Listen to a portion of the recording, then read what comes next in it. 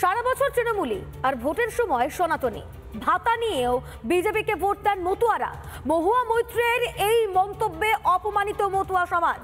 তৃণমূল সাংসদের বিরুদ্ধে সুর চড়িয়েছেন তারা। সরব হয়েছেন তৃণমূল সাংসদ মমতা বালা ঠাকুরের ঘনিষ্ঠ মতুয়া নেতারাও। এ নিয়ে আসরে কেন্দ্রীয় প্রতিমন্ত্রী তথা মতুয়া ঠাকুরবাড়ির সদস্য শান্তনু ঠাকুর। বছর তৃণমূলী আর ভোটের সময় সনাতনী, এটা কি অঙ্ক ভাই? এরা এসসি মহিলারা 1200 টাকা পায়, অথচ প্রত্যেকটা এসসি বুথে, নবশূদ্র বুথে, মতুয়া বুথে 100টা ভোট খুললে 85টা বিজেপি, 15টা অন্যান্য পার্টি। বাপ রে বাপ, কাঠের মালা করে সব তো চলে আসেন ভাই ভাতা নিতে। তখন কি হয়? তখন কি হয়? ভোটটা কারো বাবার ব্যক্তিগত না। ভোট পেতে ভাতা ভেট, এটা কি তৃণমূলের লক্ষ্য? ভোট না পেয়ে ভোটারদের নিশানা, বলা ভালো ভাতা পাওয়া ভোটারদের আক্রমণ। মহুয়ার মন্তব্যে ক্ষুব্ধ মতুয়ারা।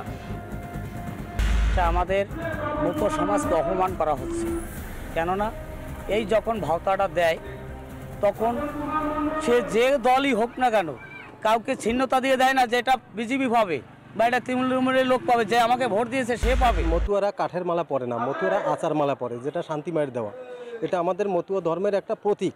মতুয়ারা ভাতার নেশায় ঘোরে না, মতুয়ারা ঠাকুরের নাম করে, সাধু সঙ্গ করে, তারা ভক্ত সেবা করে। অবশ্যই আমাদের জন্য অপমান, এবং এই অপমানের জন্য আমরা অবশ্যই আন্দোলনে যেতে পারি।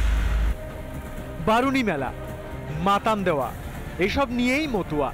আর মতুয়া মানেই ঠাকুরনগরের ঠাকুরবাড়ি, যে বাড়িতে এখনো রাজনীতির বিভেদ, ঘাস পদ্মের বিভাজন। বিজেপির পাশাপাশি তৃণমূলপন্থী মতুয়া নেতারাও মহুয়া মৈত্রর বিরুদ্ধে সরব।